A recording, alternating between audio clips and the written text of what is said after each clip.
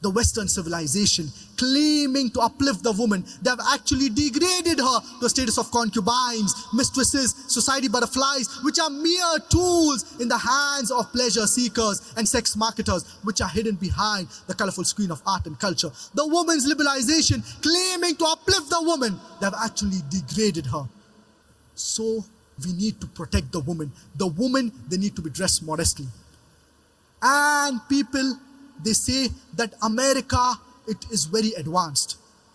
And if you happen to ask non-Muslims regarding the punishment, that the non-Muslims, they say that the punishment for the person who commits rape, death penalty, such a barbaric law in this 21st century. Islam is a barbaric religion. Islam is a ruthless religion. And if you happen to ask this non-Muslim, that God forbid, if someone rapes your mother, if someone rapes your sister, and the rapist is brought in front of you, what punishment will you give him? Believe me, 100% will say, we'll put him to death.